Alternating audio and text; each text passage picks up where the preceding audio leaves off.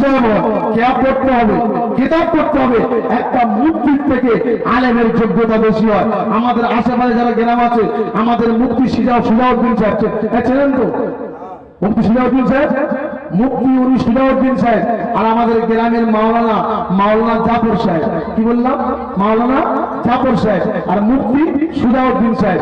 মুফতি সিরাজউদ্দিন সাহেব বলে মাওলানা জাফর সাহেবের যা কিতাবের জ্ঞান আছে, মাওলানা জাফর সাহেব আমার পড়াতে পারে। জোরে বলে, জোরে বলে। মুফতি সিরাজউদ্দিন সাহেব বলে মাওলানা জাফর সাহেব তাহলে হুজুর আপনি দাঁড়ান, হুজুর আপনি দাঁড়ান, আপনি আমার থেকে অনেক কিতাবের জ্ঞান বেশি। জাফর মাওলানা কি? উনি মাওলানা। আর মুফতি সিরাজউদ্দিন কি? মুফতি সাহেব। তাহলে মুফতি সাহেব হয়ে একটা আলেমকে মাওলানাকে বলছে যে হুজুর আপনি আমার থেকে বড় আলেম। কি বললাম? আমার থেকে বড় আলেম। কেন? আমার থেকে কিতাবের জ্ঞান আপনার বেশি। আমি মুফতি হতে পারি, আমার ডিগ্রি আছে, কিন্তু আপনার মতো কিতাবের জ্ঞান আমার কি আমার নেই। তাহলে আপনি আলেম হলেও আমার থেকে বড়। আপনি মায়েরা একটু আওয়াজটা বন্ধ করবে। দেখেছো এবার কুটুমুন ভাবে হয়েছে, এতক্ষণ কোন আওয়াজ ছিল না, এতক্ষণ পুরো শ্মশান হয়েছিল, পুরো শ্মশান। আমি একবার দেখে এসেছি পুরো শ্মশান। এবার আওয়াজগুলো বার হচ্ছে। ঝামেলা খাতুন দা এসছে, ঝামেলা খাতুন। এবার তাহলে বলি শোনো, তাহলে মুফতি সাহেব তুমি আমার থেকে বড় আলেম। তাহলে আলেম হলে হবে না, মুফতি হলে হবে না, কিতাব পড়তে হবে। আবু জেহেল এখন বলছে উদবা সাইবা তাইবা শোন। বলে কি হুজুর বলো? বলে নবী কি বলে তোরা কেউ শুনবি? ওকে তো নবী বলে আমরা মানি না। আর ও কি দিন করে রাত্রবেলা পরে তোরা ওর কাছে কেউ যাবি না। বলে না হুজুর আপনার যাবো না, যাবো না। এখন আমি আপনাদের নেতা, আমি যদি আপনাদের কিছু বই ধরে নেন, আমাকে তো নেতা বলে আপনারা মানেন না, ধরে নেন আমি একটা পার্টির নেতা। এখন আমার হাতে ঘর আসবে, আমি ওয়াজ করলে আমার বাইরের বক্তারা কি ওয়াজ করবে, কিন্তু আমি পজিশন থেকে এলুম বা বলে আসতুম। আমার চিন্তা ছিল ফজরের পরে উঠবো সকালবেলা, কিন্তু পজিশন থেকে এলাম।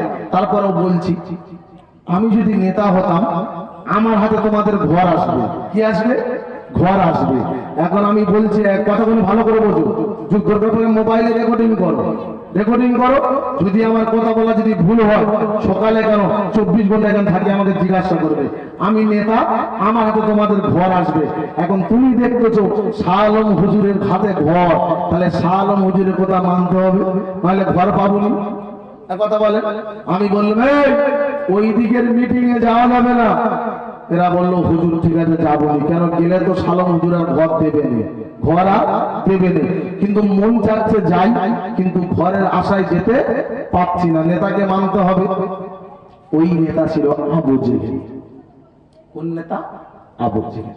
আবু জেহেল ওনার দলবলকে দেখে বললে উঠবা সাইবা তাইবা শোন, ওই নবী কি বলে, মোহাম্মদ কি বলে, আব্দুল্লাহর বেটা, ওর কথা কেউ শুনবি নি, আর ওর ধারে পাশে কেউ যাবি নি, ধারে পাশে কেউ যাবি নি। আল্লাহ নবী বিশ্ব নবী দো জাহানের বাদশা জনাবে মুহাম্মদ রাসূলুল্লাহ সাল্লাল্লাহু আলাইহি সাল্লাম তাহাজ্জুদের নামাজ পড়ে, গভীর রাতে বাবা তাহাজ্জুদের নামাজ পড়ে। ও মুসলমান ছেলেরা, কোন নবীর উম্মত রে বাবা, শুনে রাখো জেনে রাখো, আল্লাহ নবী তাহাজ্জুদের নামাজ পড়ে আল্লাহ রাসূল হাত তুলে দোয়া করে, ও রব্বুল আলামিন আল্লাহ আমার গুনাহগার উম্মতিদেরকে আল্লাহ তুমি হেদায়েত দান করো, আল্লাহ তুমি হেদায়েত দান করো। আল্লাহ নবী দোয়া করে।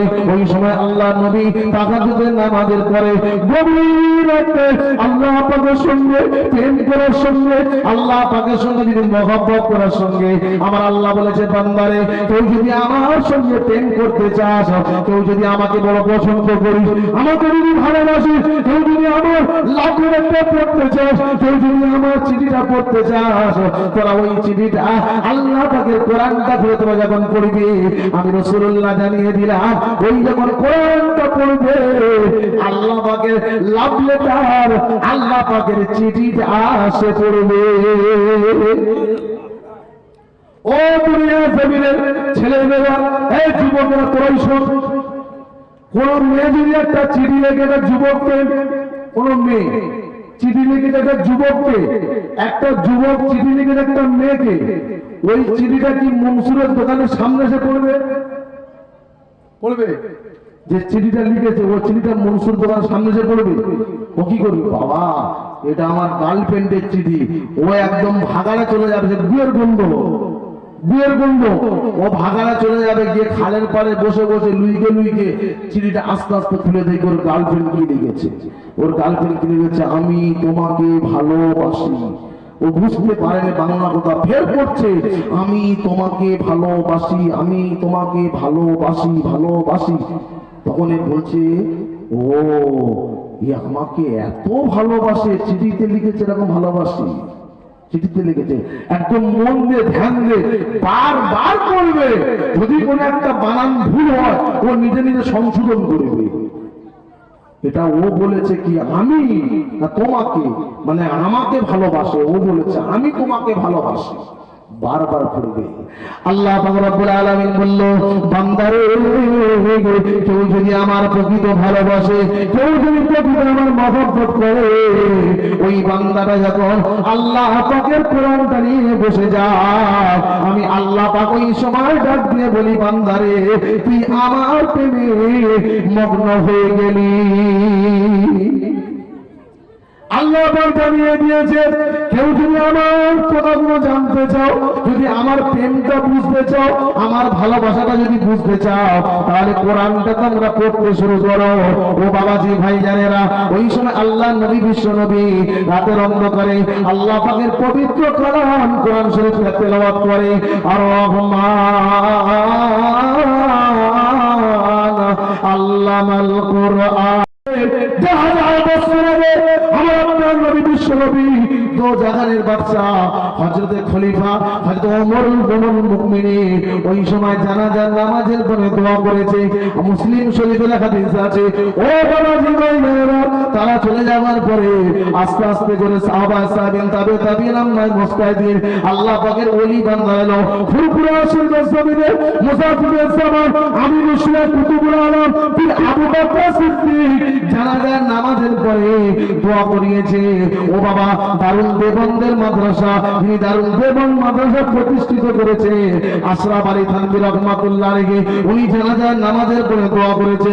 ইলিয়াস রহমাতুল্লাহ আলাইহি, উনি জানাজার নামাজের পরে দোয়া করেছে। যদি ভাই ভারতবর্ষের জমিনে যদি বা আপনারা যদি না মানতেন, যদি না মানতেন, উলুবেড়িয়ার জমিনে শুয়ে আছে হাজী ইসহাক শাহ রহমাতুল্লাহ আলাইহি, উনিও জানাজার নামাজের পরে দোয়া করিয়েছে। কলকাতায় মানিকপুরে শুয়ে আছে ফতেহ ওয়াইসি, শাহবাগের কোনো কুত্তা ছেলে না, শাহবাগের কোনো মানুষ ছেলে না, ফতেহ ওয়াইসি দাদা হুজুর পীর কেবলা 52টা জেলার পীর ছিলেন বাবা। ফতেহ আলী ওয়াইসি দাদা হুজুর পীর কেবলার ওস্তাদ ছিলেন। ফতেহ আলী ওয়াইসি জানাজা নামাজ পড়ার পরে হাত তুলে ওই মাইয়েতের জন্য দোয়া করেছে। আল্লাহ পাক আল্লাহর ওলিদের দোয়ার ওসিলা করে ওই মাইয়েতের কবরের আযাবটাকে আল্লাহ মাফ করে দিয়েছে।